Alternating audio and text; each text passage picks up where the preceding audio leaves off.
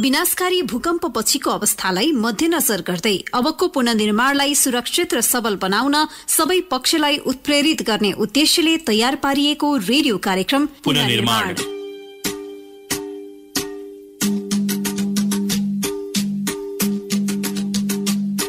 नमस्कार, कार्यक्रम पुनर्निर्माणमा तपाईलाई स्वागत छ।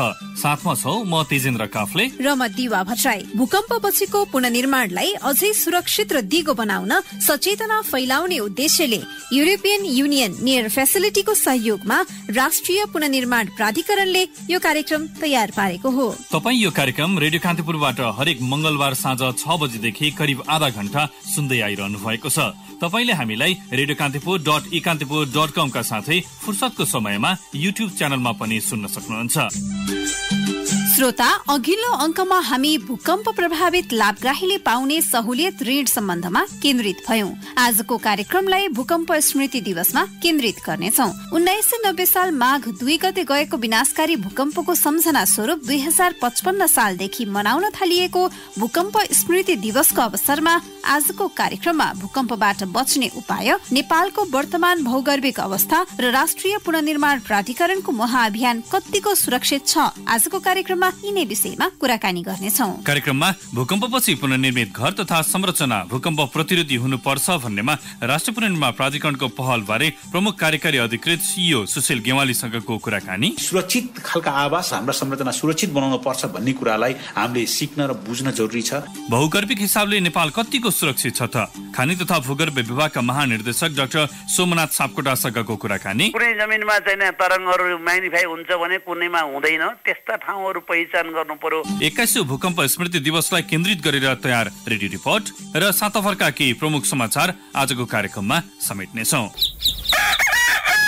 भाउजू नमस्ते। नमस्ते नानी। अनि भाउजू, उभिराखेको घर छोडेर अझै पनि छाप्रोमै बसिरहनु भएको छ त किन हो? हेर्नु न नानी, भूकम्पले चर्काएको यो घर बस्न डरमर्दो भएको छ। घरमा बाल बच्चा छ, अब नचाहे त खतरा किन मर्नु भनेर छाप्रोमै बसेकी। फेरि दाइ विदेशमा। यो घर भत्काउने, नयाँ बनाउने आँट एक्लै गर्न सकेकी छैन मैले। भाउजू, यही चर्केको घरलाई मजबुत तथा सुरक्षित बनाउने प्रबलीकरण रेट्रोफिट भन्ने प्रविधि लिएर एउटा परियोजना हाम्रो गाउँठाउँमा आएको छ नि। यही घरलाई प्रबलीकरण गर्दा कम खर्च लाग्ने, छिटो निर्माण सकिने अनि मौलिकता पनि जोगिने तथा उपभोग गर्ने स्थान पनि पहिले जत्तिकै प्राप्त गर्न सकिन्छ नि। ए नानी, यति राम्रो कुरा त मलाई थाहै थिएन। अनि नि नानी, मेरो घर चाहिँ नेपाल सरकारको मर्मत तथा प्रबलीकरणको सूचीमा परेको छ। अनि कसरी काम कुरो गर्ने हो मेसो नपाएर पहिलो किस्ता पनि बैंकमा आएर बसेको छ। यो प्रबलीकरण गरेपछि दोस्रो किस्ता बापत 50,000 सहित पाइन्छ कि पाइँदैन त? तालिम प्राप्त इन्जिनियर ल्याएर घरको निरीक्षण गराई उनीहरूले भने अनुरूप नै घरको प्रबलीकरण गराएर अन्तिम निरीक्षण गराएमा दोस्रो किस्ता पनि प्राप्त गर्न सकिन्छ। भाउजू, आहा, कति राम्रो कुरा सुनाउनु भयो। यस सम्बन्धी थप जानकारीका लागि के गर्न सकिएला त? आफ्नो मोबाइलको प्ले स्टोरमा गई सुरक्षित घर भन्ने मोबाइल एप्लिकेसन डाउनलोड गरेर त्यसमार्फत प्रबलीकरण सम्बन्धी जानकारी र जिज्ञासा राख्न सकिन्छ। अथवा पैसा नलाग्ने नम्बर एनटिसी प्रयोगकर्ताले 16600119,876 मा र एनसेल प्रयोगकर्ताले 9801517090 मा सम्पर्क गरी सिधै प्राविधिकसँग गफ गर्न पनि सक्नुहुन्छ।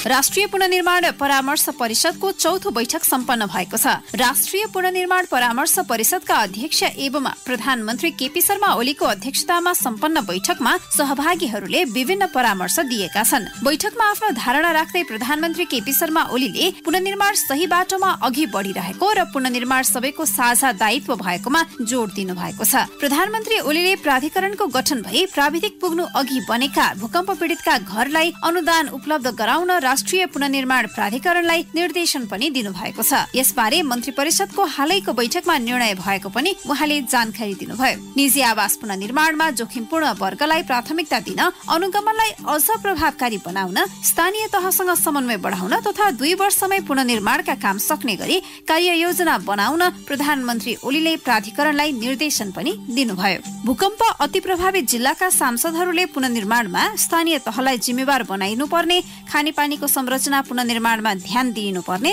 गुम्बाको पुनर्निर्माण हुनुपर्ने, सहुलियतपूर्ण ऋण सहज हुनुपर्ने, सम्भव भए विपन्न वर्गका भूकम्प पीडितलाई थप राहत दिनुपर्ने लगायतका सुझाव दिनुभएको थियो। बैठकमा राष्ट्रिय पुनर्निर्माण प्राधिकरणका प्रमुख कार्यकारी अधिकृत सुशील गेवालीले पुनर्निर्माणमा भएका प्रगति र आगामी कार्ययोजना पेश गर्नुभयो। त्यसक्रममा उहाँले आगामी 2 वर्षभित्र पुनर्निर्माणको महाअभियान सक्ने लक्ष्य सहित प्राधिकरणले काम अघि बढाएको जानकारी समेत दिनुभयो।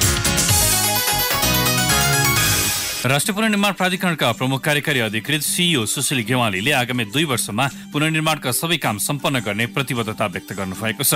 राष्ट्रिय सभाको दिगो विकास तथा सुशासन समितिको बैठकमा पुनर्निर्माणको प्रगति र आगामी कार्ययोजना प्रस्तुत गर्दै सीईओ गेवालीले प्राधिकरणको समय 2 वर्ष बाँकी रहेको र सो समयसम्ममा पुनर्निर्माणका सबै काम सम्पन्न गर्ने उल्लेख गर्नुभएको हो। अनुदान सम्झौता गरेका मध्ये 79% भूकम्प पीडित लाभग्राहीले पहिलो किस्ता लिइसकेको भन्दै उहाँले किस्ता लिएका सबैलाई घर पुनर्निर्माण गर्न आग्रह पनि गर्नुभयो। बैठकमा सांसदहरूले निजी आवास पुनर्निर्माण, एकीकृत बस्ती सम्पदा पुनर्निर्माणमा वैदेशिक सहयोग, गैर सरकारी संस्थाहरूको भूमिका लगायतबारे जिज्ञासा राखेका थिए। समितिका सभापति र सांसदहरूले पुनर्निर्माणका कामहरूलाई अघि बढाउनका लागि आफूहरूको तर्फबाट सबै सहयोग गर्ने प्रतिबद्धता व्यक्त गरेका थिए।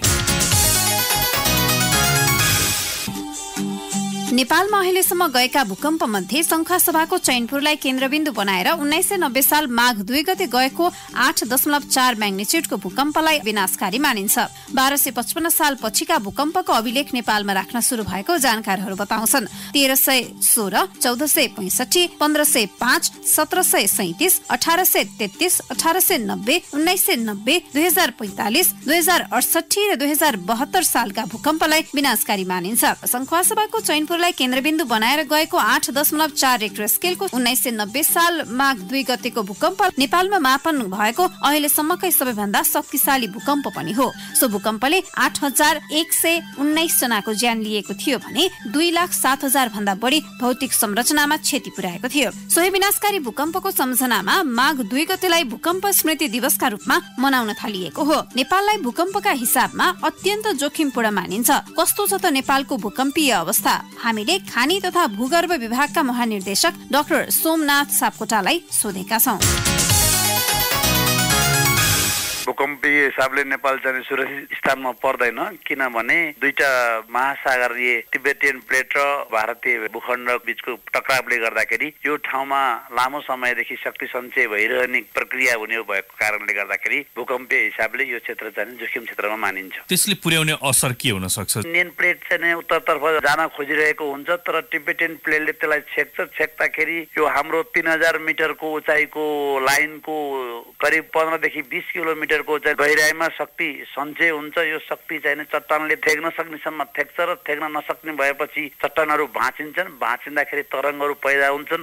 ती तरङ्गहरू हामीसम्म आइपुग्दाखेरि त्यही नै भूकम्प हुन्छ र त्यही तरङ्गले जमिन हल्लाउँछ र ठाउँ अनुसार जमिनको अवस्था अनुसार कमजोर जमिन भएको ठाउँमा त्यो हल्लाइको अवस्था अझ बढी बढ्छ र चट्टानहरू भएको कडा ठाउँमा चाहिँ हल्लाइको अवस्था कम हुन्छ। जोखिमको मात्रा पनि धेरै वा थोरै हुने गर्दछ। नेपालमा त्यो जोखिम कतिको रहेको छ? संसारका जुनसुकै मुलुकहरू पनि जुन यो प्लेट बााउन्ड्रीको आराममा नजिक छन् भूकम्पीय उच्च जोखिममा हुन्छन् र नेपाल पनि त्यस्तै गरेर तिब्बतियन भूखण्ड र इन्डियन भूखण्डको बीचमा पर्ने भएको कारणले गर्दाखेरि यो क्षेत्र पनि भूकम्पीय हिसाबले उच्च जोखिम क्षेत्रमा पर्दछ। तर चाहिँ यो भूकम्प कति वर्षमा साइकल कम्प्लिट हुन्छ र कति वर्षमा एउटा खण्ड भाँचिन्छ भन्ने कुरामा चाहिँ अझै पनि विस्तृत अध्ययन अनुसन्धान गर्ने बाँकी छ। जुन कुरा यहाँले गर्नुभयो माटोको अवस्थाले पनि त्यो तरङ्गलाई प्रभाव पर्छ भनेर, नेपालमा माटोको अवस्था चाहिँ कस्तो हो? यस्तो हुन्छ जस्तै अब काठमाडौँ जस्तो भ्यालीहरू जहाँ चाहिँ बालुवा बलौटे माटो हुन्छ त्यस्ता ठाउँहरूमा जब भूकम्पका तरङ्गहरू छिर्छन् ती तरङ्गहरू झन् म्याग्निफाई झन् एम्प्लिट्युड बढ्न जान्छ,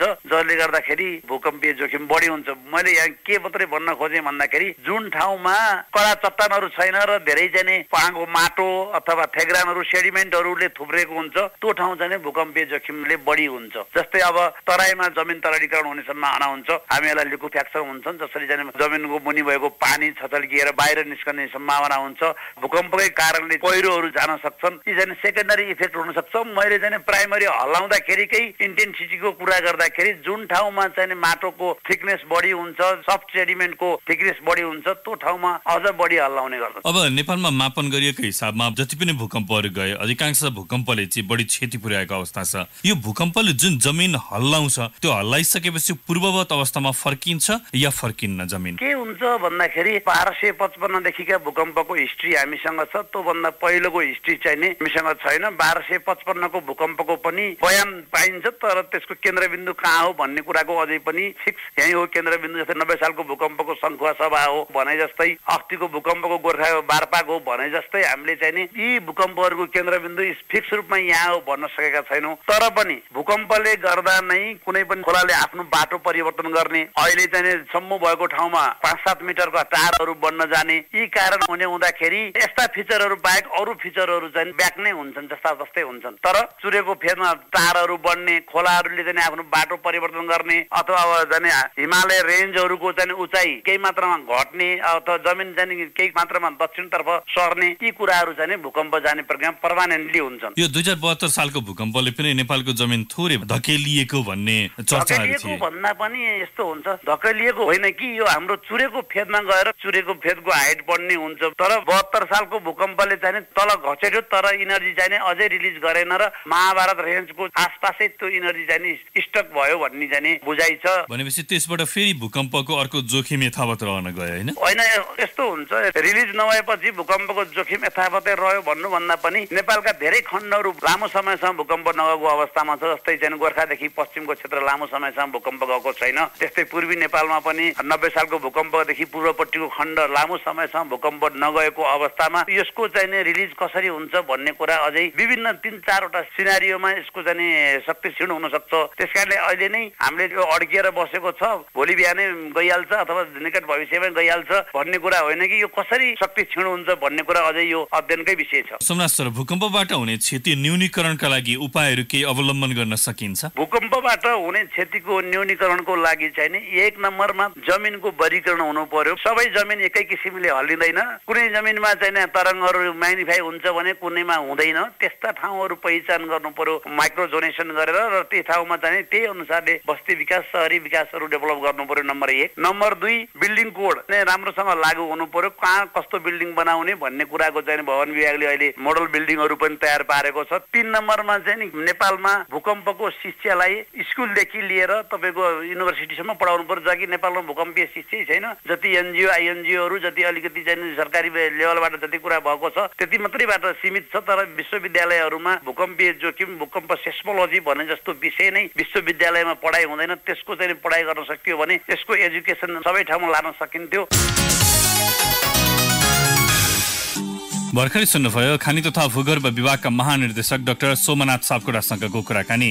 अब एकैछिन ब्रेक, त्यसपछि हामी 2072 सालको गोर्खा भूकम्पपछिको पुनर्निर्माण र भूकम्पीय हिसाबमा कतिको सुरक्षित आवास बन्दैछन् त, राष्ट्रिय पुनर्निर्माण प्राधिकरणका CEO सुशील गेवालीसँगको कुराकानी र भूकम्प स्मृति दिवसका अवसरमा तयार रेडियो रिपोर्ट प्रस्तुत गर्नेछौँ। कार्यक्रम सुन्दै गर्नुहोला।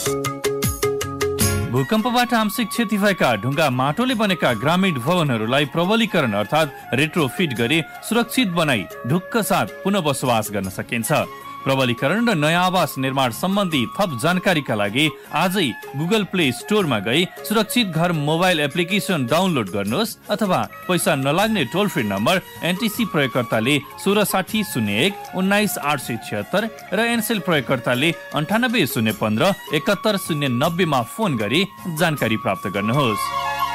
राष्ट्रिय पुनर्निर्माण प्राधिकरणद्वारा जनहितमा जारी। पुनः स्वागत छ श्रोता, कार्यक्रम पुनर्निर्माणमा। युरोपियन युनियन न्यू फेसिलिटीको सहयोगमा राष्ट्रिय पुनर्निर्माण प्राधिकरणले तयार पारेको कार्यक्रम पुनर्निर्माण रेडियो कान्तिपुरबाट हरेक मंगलबार साँझ 6 बजेदेखि करिब आधा घण्टा प्रसारण हुँदै आएको छ। कार्यक्रमको साथमा छौं दिवा भट्टराई अनि म तेजेन्द्र काफले। श्रोता, आजको कार्यक्रममा हामी भूकम्प स्मृति दिवसमा केन्द्रित छौं। बुधबार अर्थात माघ 2 गते 21औं स्मृति दिवस। 1990 माघ 2 गते जस्तै 2072 साल वैशाख 12 गतेको भूकम्पले पनि नेपालमा बढी नै क्षति पुर्यायो। झण्डै 9000 जनाले ज्यान गुमाए भने 22000 बढी घाइते भए। 7.8 म्याग्नेच्युडको सो भूकम्पले धरहरा, रानीपोखरी, काष्ठमण्डप लगायत नेपालका धरोहर ध्वस्त बनायो। तर अहिले बारपाक भूकम्पले क्षति पुगेका हरेक क्षेत्र र स्थानमा पुनर्निर्माणको महाअभियान जारी छ। यही वर्षभित्र निजी आवास पुनर्निर्माण सक्ने सरकारी लक्ष्य छ भने बीचमा कुनै अवरोध नआए आगामी 2 वर्षभित्र सम्पूर्ण क्षेत्रको पुनर्निर्माण सम्पन्न गर्ने योजना राष्ट्रिय पुनर्निर्माण प्राधिकरणको छ। भूकम्पपछि पुनर्निर्मित घर तथा संरचना भूकम्प प्रतिरोधी हुनुपर्छ भन्नेमा राष्ट्रिय पुनर्निर्माण प्राधिकरणको पहलबारे प्रमुख कार्यकारी अधिकृत सीईओ सुशील गेवालीसँग साथी दीपक सापकोटाले कुराकानी गर्नु भएको छ।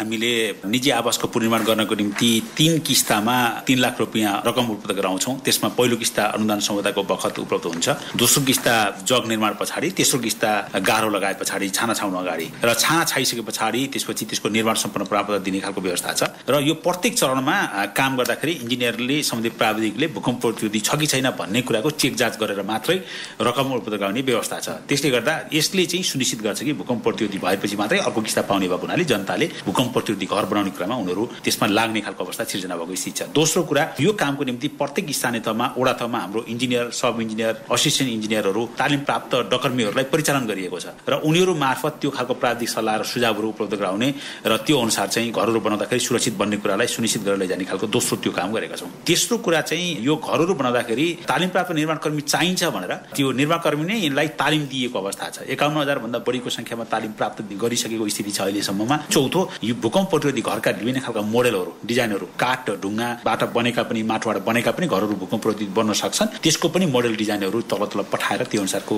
अनुशिक्षण गर्ने, ओरिएन्टेसन गर्ने काम गरेका छौँ। यसरी भूकम्प प्रतिरोधी घर बन्ने कुराको सुनिश्चितता भइराखेको छ। निजी घरका अलावा भूकम्प जस्ता विपदमा आश्रय लिने संरचनाहरू जस्तै विद्यालय तथा स्वास्थ्य भवनहरू, सरकारी भवनहरू पनि भूकम्प प्रतिरोधी बनाउन कतिको ख्याल गरिएको छ? एकदमै ख्याल भएको छ। यो स्वास्थ्य र विद्यालय संरचनाहरू भनेको त विपद पछाडिको आश्रय लिने कुरा मात्रै नभइकन यो त ठूलो मात्रामा त्यहाँ चाहिँ बालबच्चाहरू, बिरामीहरू जो चाहिँ भूकम्प आउँदाखेरि त्यसलाई दौडेर भागेर बाहिर जान सक्ने अवस्था बन्न सक्दैन।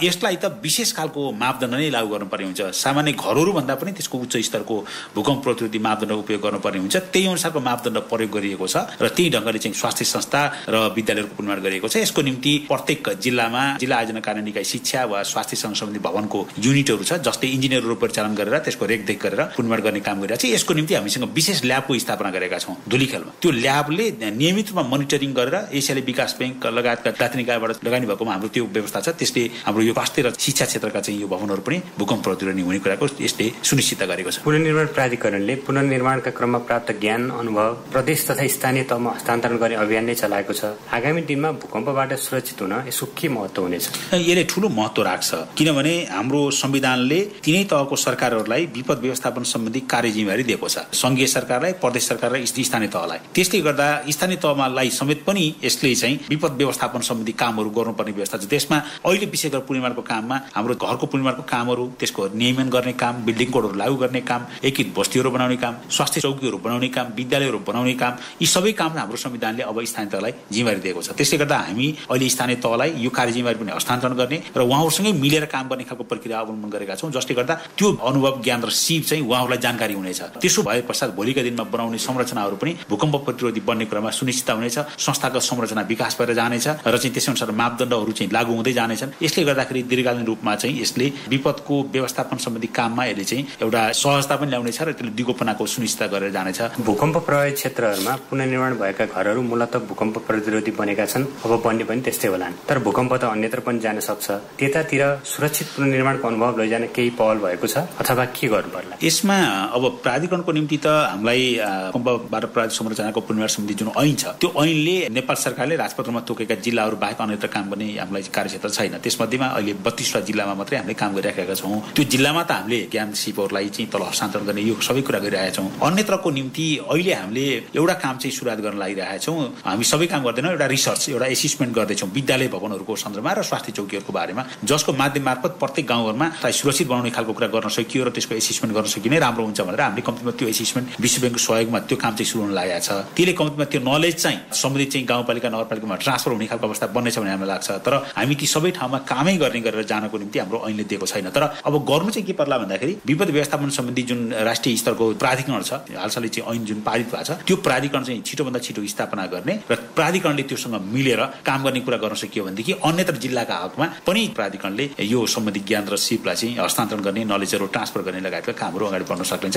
यो ढङ्गले जानु उपयुक्त हुन्छ जस्तो लाग्छ। 72 को भूकम्पबाट क्षति भएका संरचना पुनर्निर्माण तथा पुनर्स्थापनाको जिम्मेवारी पाएको संस्थाको प्रमुख हैसियतमा भूकम्प सुरक्षा दिवसको अवसरमा केही अपील गर्न चाहनुहुन्छ? हामी भूकम्प पश्चातको करिब 3 वर्ष 10 महिनाको हाराहारीमा अहिले चाहिँ हामी समय अवधि बितित भएको अवस्था छ। यो पछिल्लो भूकम्पको 1990 को भूकम्प पछाडिको दिनलाई सम्झना गरेर माघ 2 गतेलाई हामीले राष्ट्रिय भूकम्प सुरक्षा दिवसको रूपमा मनाउँदै आइराखेका छौँ। यो अवस्थामा हामीलाई त्रासदीपूर्ण खालको जुन खालको अवस्था थियो वैशाख 12 को, हामीलाई त्यो अहिले पनि चाहिँ ताजै छ हाम्रो ज्ञानमा। हामीले यसलाई भूकम्प फेरि पनि आउन सक्छ, त्यसले गर्दा हामी सुरक्षित खालका आवास र हाम्रा संरचना सुरक्षित बनाउनु पर्छ भन्ने कुरालाई हामीले सिक्न र बुझ्न जरुरी छ। र जसरी तपाईँहरूले यो कामहरू अगाडि बढाइराख्नु भएको छ त्यसलाई सुरक्षित वास्तवमा कसरी बनाउने भन्ने कुरालाई चाहिँ ध्यान दिएर अगाडि बढौँ। त्यसो गर्न सक्यौँ भनेदेखि हामीले हाम्रो सुरक्षित घर, सुरक्षित समाज, सुरक्षित गाउँ गर्दै सुरक्षित राष्ट्र निर्माण गर्ने खालको अवस्था बनाउन सक्नेछौँ। हाम्रा सबै खालका विपदहरू, भूकम्प लगायतका अरू विपदहरूमा पनि जोखिमपूर्ण अवस्थामा छ। यो गर्ने कुरामा हामी सबैलाई प्रेरणा मिलोस्। आजको दिनमा म यो चाहिँ शुभकामना व्यक्त गर्न चाहन्छु र सबैलाई यसमा आह्वान पनि गर्न चाहन्छु।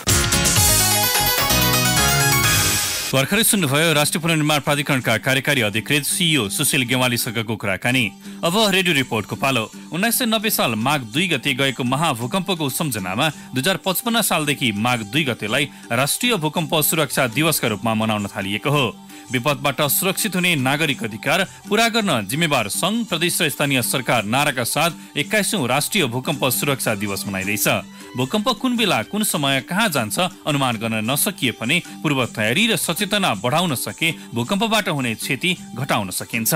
सोही विषयमा तयार रेडियो रिपोर्ट सुनौ साथी प्रकाश पाठकबाट।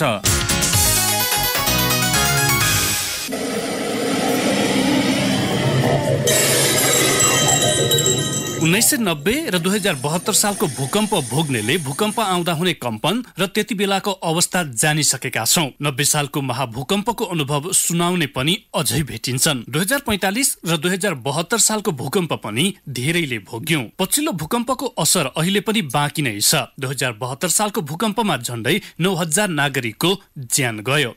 घाइते र अङ्गभङ्ग हुने पनि उत्तिकै रहेका छन्। ससाना कुरामा ध्यान दिन सके पनि भूकम्पबाट हुने मानवीय र भौतिक क्षति घटाउन भने सकिन्छ। सबभन्दा पहिले हामी कसरी सुरक्षित रहने भन्ने कुरा थाहा पाउनुपर्छ।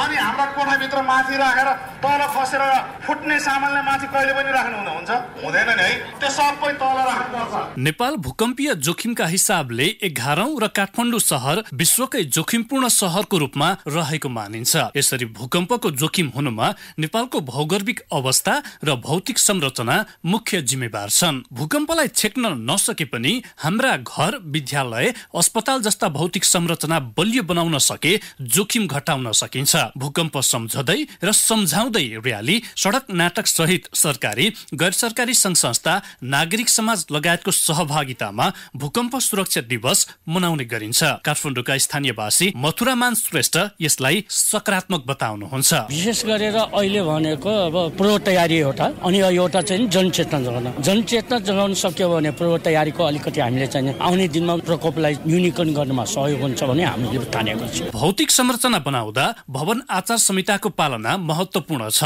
त्यस्तै विपद व्यवस्थापनका योजना कार्यान्वयनका लागि केन्द्रदेखि स्थानीय तहमा आवश्यक पर्ने स्रोत साधन तथा जनशक्तिको व्यवस्थापन पनि उत्तिकै महत्त्वपूर्ण छ। अहिले राष्ट्रिय पुनर्निर्माण प्राधिकरणले भूकम्प पछिको पुनर्निर्माण र नवनिर्माणको काम गर्दै आएको छ। साथै विभिन्न गैर सरकारी संघ संस्थाले पनि सुरक्षित समुदाय निर्माणका लागि पहल गर्दै आएका छन्। भूकम्प प्रविधि राष्ट्रिय समाज नेपाल एनसेटका निर्देशक विजय कृष्ण उपाध्याय, भवन निर्माण संहिता बन्नुको पछाडिको एउटा अर्को ठुलो खडी चाहिँ 45 सालको भैँचालो हो। अब त्यसपछि 72 सालमा आइपुग्दाखेरि के भयो त? अब त्यसलाई त सरकारी संयन्त्र अथवा त्यो सम्म लागेका संघ संस्थाहरूको सचेतना चाहिँ राम्रै गरी बढेको र उहाँहरूले काम गरिरहेको अवस्था थियो। अब अहिले त जनमानसको चेतना पनि यति बढेको छ कि अब त्यो काम नगरिकन भएको छैन। पूर्व योजना र सचेतना हुन सके भूकम्प लगायतका विपत्तिबाट हुन सक्ने क्षतिलाई अवश्य कम गर्न सकिन्छ। श्रोता, कार्यक्रम पुनर्निर्माणका लागि छुट्याइएको समयको हामी अन्त्यमा छौं। पैसा नलाग्ने टोल फ्री नम्बर 1660 01 72 000 वा 98 015 72 111 मा सम्पर्क गरेर वा हाम्रो Facebook page national reconstruction authority वा ट्विटर ह्यान्डल NRA नेपालका साथै neofacility@gmail.com मा कार्यक्रमबारे राय सुझाव वा प्रतिक्रिया दिन सक्नुहुन्छ। भूकम्प पछिको पुनर्निर्माणमा तपाईलाई कुनै समस्या भए हामीलाई भर्खरै प्रस्तुत गरिएको टेलिफोन नम्बरमा टिपाउनुहोला। हामी केन्द्रीय स्तरबाटै समाधानको प्रयास गर्नेछौँ। आगामी अङ्कमा राष्ट्रिय पुनर्निर्माणको महाअभियानबारे थप गतिविधि प्रस्तुत गर्नेछौँ। आजको कार्यक्रम भने यही बीट मारौं। साथीहरू प्रकाश पाठक, कञ्चन पौडेल, दिवा भट्टराई र म तेजेन्द्र काफले बिदा हुन्छौँ। तपाईको साता सुरक्षित रहोस्। नमस्कार।